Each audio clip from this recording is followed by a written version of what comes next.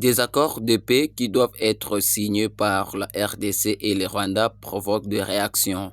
Que pensent les peuples congolais? Bon, quant à ces accords, si ces accords sont vraiment bénéfiques pour la population congolaise, c'est une bonne chose.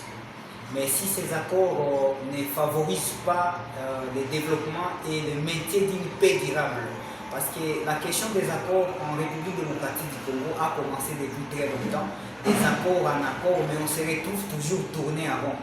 Mais si cette fois-ci ces accords peuvent nous aider vraiment à reconstruire une paix durable, vraiment c'est une bonne chose. Au lieu d'avoir des accords qui vont encore nous faire retourner dans la même chose. Nous sommes des Congolais, nous cherchons la paix et nous voulons aussi la paix. Nous savons tous qu'avec grâce à ces diplomaties, on peut trouver la paix.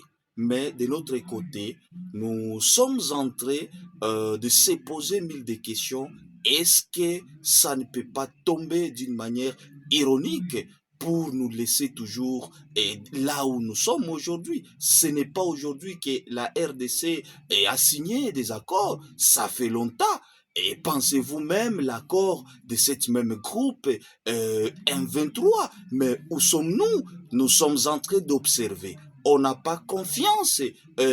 On n'a pas confiance parce que nos amis, ceux-là qui se sont alignés dans l'M23, ce sont des gens qui changent chaque jour et chaque moment.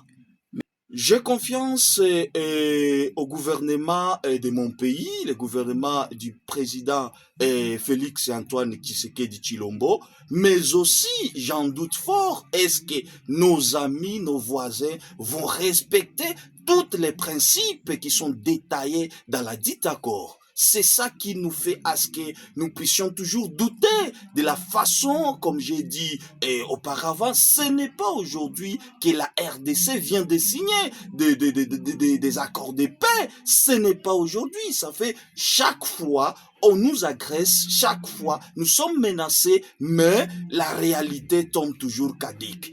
Attendons voir, laissons ça à Dieu. Peut-être cette fois-ci, ils vont vraiment se corriger. Ça nous inquiète parce que ça ne rassure pas vraiment par rapport à tout ce qui a été déjà fait il y a des années. On signe régulièrement des accords de paix, mais à chaque fois, nous, Congolais, Congolaises, nous sommes toujours victimes des guerres, des massacres, des viols, des violences.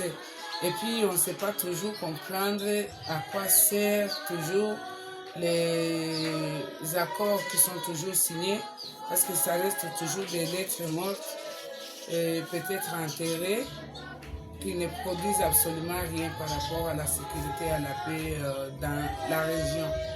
Je ne dirais pas simplement peut-être que ce sont des Congolais, Congolaises qui en souffrent, mais aussi les Rwandais, parce qu'à chaque fois quand les riverains, quand les pays sont en guerre, en difficulté, tous les riverains en général se sentent mal à l'aise. Et c'est ça le cas de la population du peuple congolais plutôt qu'au peuple rwandais. À nos jours, vous vous rendrez compte que la majorité des Congolais et des Rwandais, ils se sentent toujours déjà frustrés les uns devant les autres. Voilà la situation quand tu te dis, bon, moi je suis Congolais, je suis Rwandais, et tu te retrouves devant un Congolais, tu as tendance à imaginer que peut-être les Congolais pensent que c'est toi qui les tues. Et tu vois combien ça insécurise, même sur les niveaux psychosociaux, économiques. Les gens deviennent un peu malades d'une manière que je ne saurais pas expliquer. Mais mentalement, les gens sont dérangés psychologiquement, économiquement. Parce qu'à chaque fois qu'il y a perturbation de paix, vous sentez que la situation n'est pas toujours meilleure.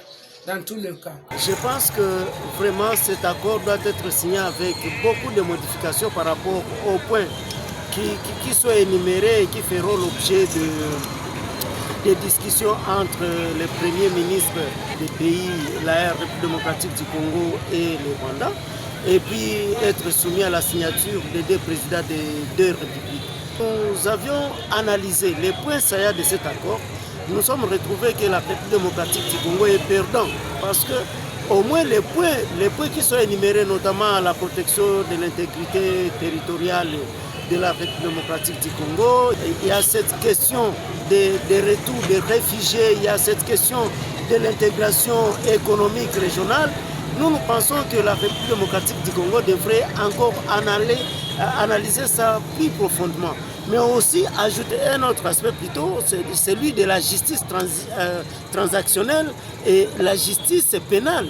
Parce qu'on ne doit pas cautionner les gens qui ont tué, qui ont violé, qui ont détruit la République, et les cautionner et essayer un peu de les responsabiliser parce qu'il faut qu'il y ait cet accord-là de paix. En plus de cela, nous avions constaté qu'il y a certains autres aspects qui n'ont pas été pris en compte, notamment l'aspect concernant la cohésion nationale, c'est la prise en compte de tous ces groupes armés, de tous les patriotes qui ont combattu, qui ont défendu la République, qui ne sont pas associés à ces négociations. Il y a aussi l'opposition non armée. Donc moi je pense que tout en agissant de l'autre côté des frontières, notamment aux États-Unis, à Doha, il faut aussi agir à l'interne si nous voulons réellement une paix durable.